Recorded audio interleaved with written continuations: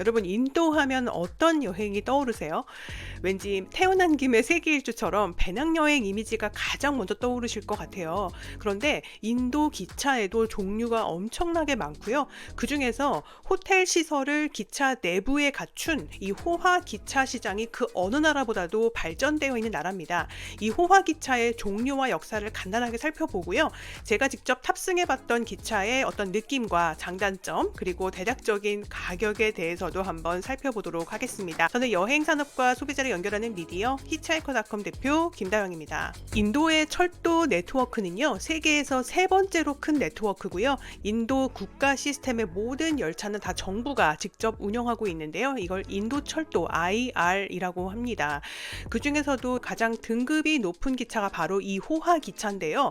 이런 기차들은 이동보다는 관광이 주 목적입니다. 그래서 낮에는 정차해 있다가 밤에 다음 도시로 움직이는 식으로 대부분의 일정이 운영이 됩니다. 지금 보시는 열차가 바로 2002년에 라자스탄 관광부서에서 인도철도 IR과 함께 협력해서 만든 최초의 호화 열차 팰리스 온 휠즈입니다. 팰리스 온 휠즈는 라자스탄의 왕실 관광지를 일주일 동안 둘러볼 수 있는 가장 럭셔리한 기차 여행을 제공하기 위해서 설계가 됐다고 해요. 그래서 이 팰리스 온 휠즈는 뒤에 소개할 다른 기차들보다 라자스탄 지역만 훨씬 깊게 돌아보실 수 있는 여행입니다. 네, 지금 보시는 게 데칸 오디세이인데요. 팰리스 온 휠즈 다음으로 나온 열차가 데칸 오디세이입니다. 이것도 멋있죠? 다음으로 나온 열차가요.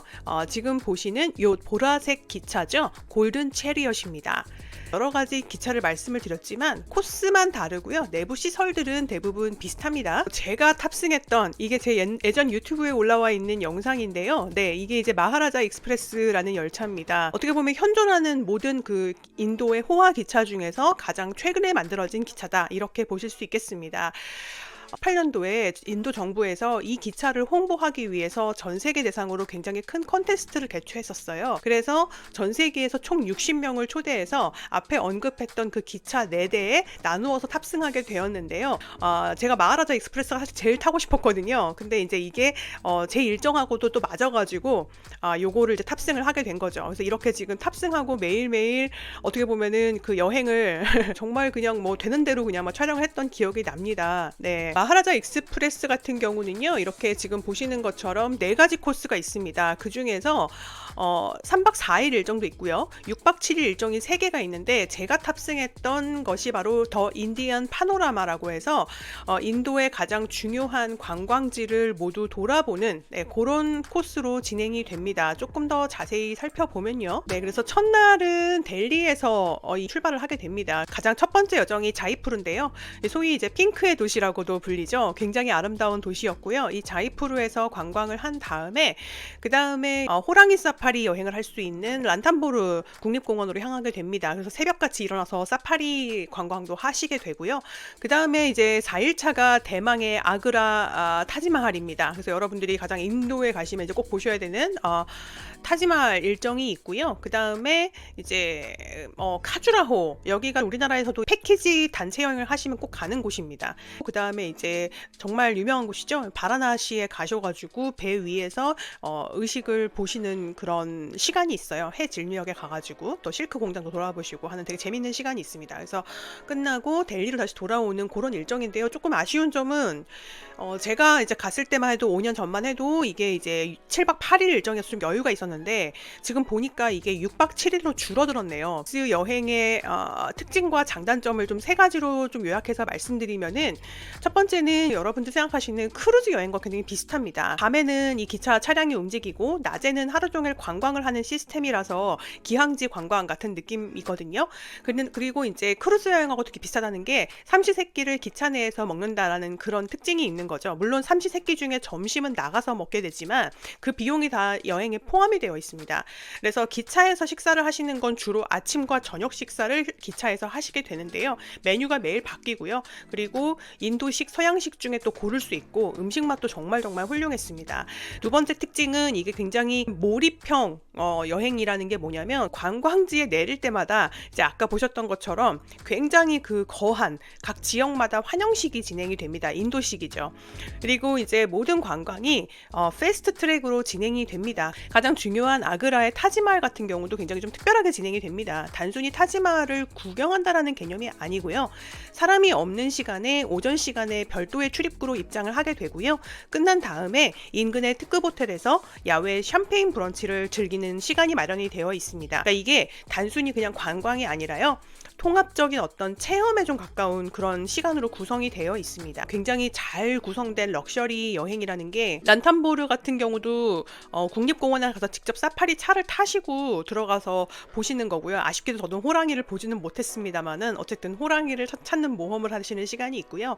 바라나시 같은 경우도 그냥 강가의 의식을 바라만 보는 것이 아니라 따로 섭외된 배를 타고 의식을 배 위에서 충분히 즐기는 시간이 있습니다. 그리고 모든 현지에서의 음식 같은 경우 점심에 내려서 드시는 음식 같은 경우에도 인도를 대표하는 특급 호텔 체인이죠. 타지 호텔의 그 지역 체인에서 점심을 먹는 경우가 거의 대부분입니다. 그래서 음식 맛은 거의 뭐 보장이 되어 있다. 인도에서 가장 훌륭한 등급이다 라고 보실 수 있습니다. 그래서 그런지 저 같은 경우는 사실 탈이 나진 않았었는데 저랑 같이 방을 쓰셨던 그 미국에서 오신 음식 작가 언니가 있었는데 그분은 탈이 나셨어요. 그러니까 사람마다 다른 거죠. 그래서 인도는 인도니까 물갈이는 할 수 있으니까 어쨌든 이 기차 여행 준비하신다면 약은 또 필수로 준비를 하시는 게 좋습니다.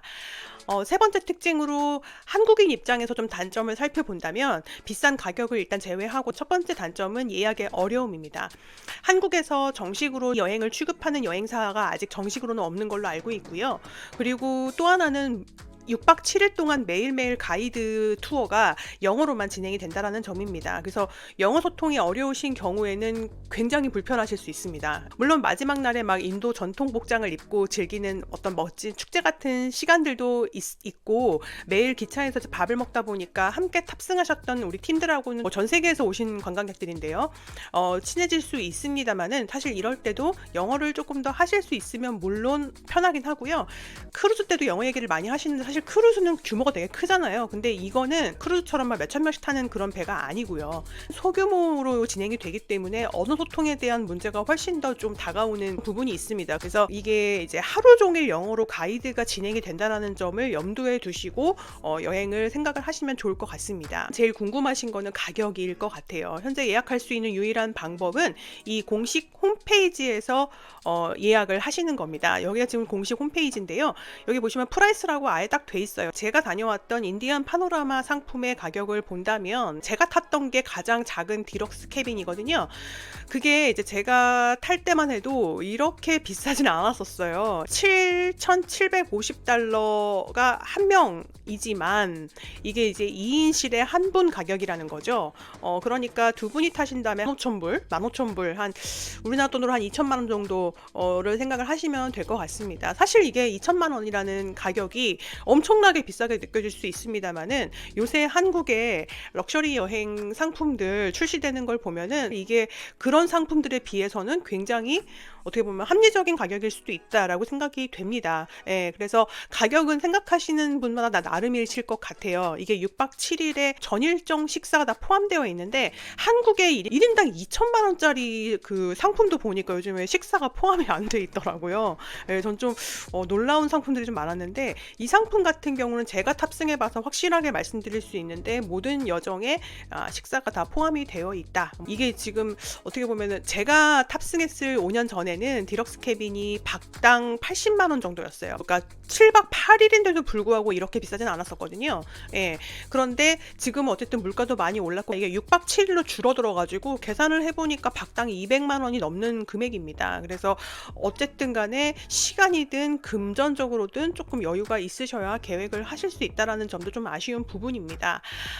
그리고요. 제가 이제 팰러스 온 휠스가 좀 오래된 기차잖아요. 그래서 쌀 줄 알고 제가 이제 한번 검색을 해봤는데 이거는 더 비쌉니다. 이게 이제 왜 더 비싼가 봤더니 팰러스 온 휠스 같은 경우는 라자스탄만 도는 코스인데요. 이거는 지금 아직도 7박 8일입니다. 그러다 보니까 일정도 길다 보니까 요금 체계 자체가 가장 싸게 예약을 하셔도 요번 4월에 출발하는 게 1인당 7,000불이고요. 올해랑 내년 정도에 출발하는 것도 이미 지금 디럭스 캐빈이 1인당 $9,000까지 올라 있네요. 아까 보셨던 6박 7일 마하라자 익스프레스보다 더 비싼 가격입니다. 총 비용으로 따진다면요. 예, 그래서 가격은 대체로 이 정도 된다라는 거 참고하시면 될 것 같습니다. 제가 탑승했던 건 아니지만 더 트레저스 오브 인디아 이런 거는 이제 그 3박 4일짜리 상품도 있거든요. 요거는 이제 제가 다녀온 거에서 정말 좀 찐 핵심만 가는 거예요. 아그라 타지마할 보고 란탄보르 국립공원 갔다가 자이푸르 갔다 델리 오는 3박 4일 상품도 있는데 요 상품 같은 경우는 지금 가격을 보면요.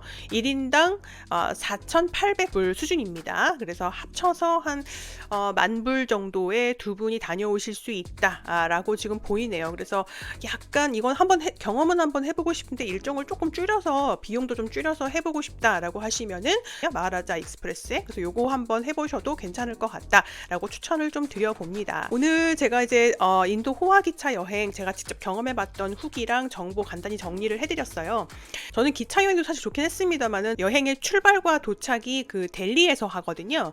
근데 이 델리 자체가 전 너무 좋았어요. 그래서 이 한국은 인도 하면은 좀 돈을 덜 쓰고 하는 그런 여행이나 아니면 이렇게 너무 극단적인 호화 여행만 알려져 있는데 델리 같은 경우는 인도의 현재를 만나실 수가 있습니다. 인도식 라이프 스타일이 발달된 대도시라서 저처럼 어떤 디자인 호텔이나 이런 잡화 쇼핑을 좋아하시는 분들이라면 이 델리에서의 여행을 정말 즐겁게 하실 수 있을 것 같아요.